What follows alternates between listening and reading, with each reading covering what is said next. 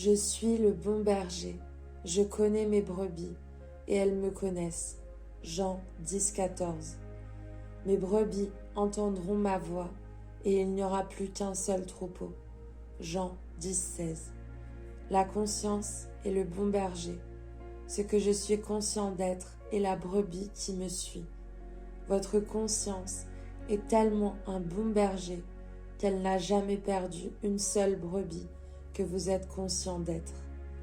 Je suis est la voix appelant dans le désert de la confusion humaine, réclamant ce que je suis conscient d'être. Et jamais ce que j'ai la conviction d'être ne manquera de venir à moi. Je suis est la porte grande ouverte pour laisser passer tout ce que je suis.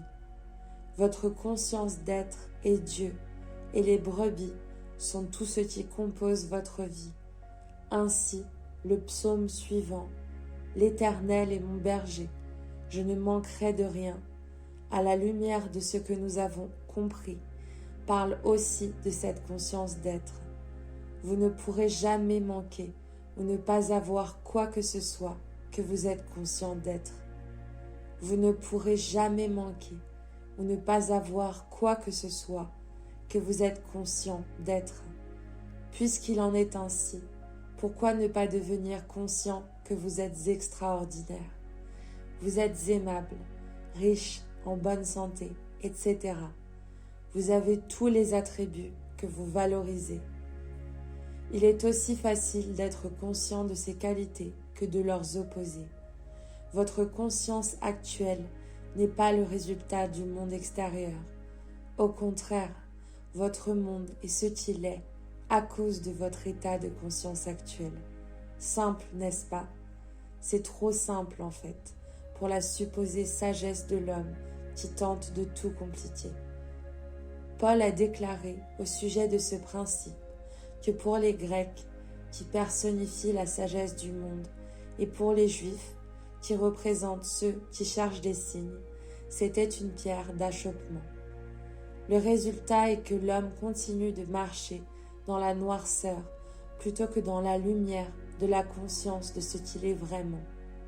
L'homme a si longtemps entretenu ses propres images de lui-même qu'il trouve de prime abord cette révélation blasphématoire. Cette révélation détruit toutes les croyances de l'homme en un Dieu en dehors de lui. Elle apporte la compréhension des paroles de Jésus. Le Père et moi sommes un. Jean 10, 30. Et mon Père est plus grand que moi. Jean 14, 28. Vous ne faites qu'un avec votre conception actuelle de vous-même, mais vous êtes plus que ce que vous êtes conscient d'être en ce moment. Avant que l'homme ne puisse transformer son monde, il doit établir la fondation « Je suis Dieu ». Cette fondation est la conscience de l'homme, la conscience d'être Dieu. Tant que cette conscience ne sera pas fermement établie en lui, de sorte qu'aucune suggestion ou aucun argument d'autrui ne puisse l'ébranler, l'homme retournera sans cesse à l'état d'esclave de ses anciennes croyances. Tant que cette conscience ne sera pas fermement établie en lui, de sorte qu'aucune suggestion ou aucun argument d'autrui ne puisse l'ébranler, l'homme retournera sans cesse à l'état d'esclave de ses anciennes croyances. Si vous ne croyez pas que moi, je suis, vous mourrez dans vos péchés. Jean 8, 24. C'est-à-dire que vous continuerez d'être confus et vos désirs seront contrecarrés jusqu'à ce que vous trouviez la cause de votre confusion.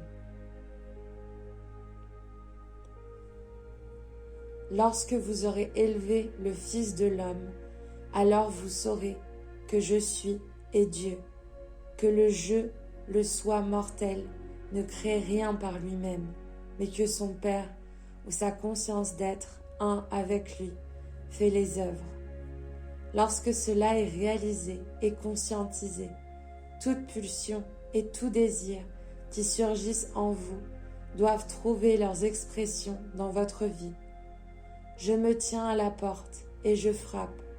Si quelqu'un entend ma voix et ouvre la porte, j'entrerai chez lui, je souperai avec lui et lui avec moi. Apocalypse 3:20. Le jeu frappant à la porte et la pulsion, le désir. La porte est votre conscience. Ouvrir la porte, c'est faire un avec le désir qui frappe à la porte en ressentant intensément être ou avoir déjà l'objet de ce désir. Ressentir qu'un désir est impossible, c'est fermer la porte et renier l'expression de cette pulsion, de ce désir. Élever sa conscience jusqu'à l'expression naturelle de ce qui est ressenti, c'est ouvrir toute grande la porte et inviter le désir ressenti à prendre vie dans le monde des formes. Voilà pourquoi il est constamment rapporté que Jésus délaissait le monde de la manifestation pour ascensionner vers son Père. Jésus, comme vous et moi, avait compris que rien n'était possible pour Jésus, l'homme, mais puisqu'il avait découvert que son Père était l'état de conscience d'être, l'objet du désir réalisé, il délaissait la conscience de Jésus, s'élevait dans la conscience à l'état désiré et s'y maintenait jusqu'à ce qu'il ne fasse qu'un avec lui. En ne faisant qu'un avec son désir, il l'exprimait dans le monde physique. C'est le message de Jésus à l'humanité, soit que les hommes ne sont que les vêtements de l'être impersonnel, je suis, cette présence que des hommes appellent Dieu. Chaque vêtement a certaines limites. Pour transcender ces limites et donner vie à ce que vous, comme être humain, êtes capable de réaliser, vous devez détourner votre attention de vos présentes limitations, de votre perception de vous-même. Il faut plutôt vous immerger dans le sentiment profond d'être ce que vous désirez. Comment ce désir ou ce nouvel état de conscience se réalisera-t-il? Personne ne le sait, car je suis, la conscience d'être, connaît des voies que vous ignorez. Ces voies sont insondables. N'essayez pas de spéculer sur la façon dont votre état de conscience se concrétisera. Aucun homme n'a suffisamment de savoir pour le deviner. Spéculer sur le comment ne fait que confirmer que vous n'avez pas atteint l'état de conscience dans lequel il est naturel que votre désir soit réalisé. Ça signifie que vous êtes encore rempli de doutes. Il vous fut dit que si quelqu'un de vous manque de sagesse, qu'il la demande à Dieu, qu'il la donne à tous libéralement, et qu'il ne la reproche point, et elle lui sera donnée, mais qu'il la demande avec foi, ne doutant nullement, car celui qui doute est semblable au flot de la mer, agité par le vent, et jeté çà et là. Qu'un tel homme ne s'imagine pas obtenir quoi que ce soit du Seigneur. Jacques 1, 5, 7. Vous êtes en mesure de comprendre le sens de ces paroles. Il n'y a que sur le roc de la foi que toute chose puisse être établie. Si vous n'avez pas la conscience d'être l'objet de votre désir, vous n'avez pas la fondation sur laquelle les choses peuvent être érigées. La preuve de cette conscience établie vous est donnée dans ce qui suit. Merci, Père. Lorsque vous entrez dans la joie de rendre grâce pour ce qui n'est pas encore apparent pour vos sens, vous êtes définitivement devenu un en conscience avec l'objet ou l'état pour lequel vous remerciez. Dieu, votre conscience, n'est pas dupe. Vous recevez toujours ce que vous avez conscience d'être ou d'avoir, et aucun homme ne remercie pour quelque chose qu'il n'a pas reçu.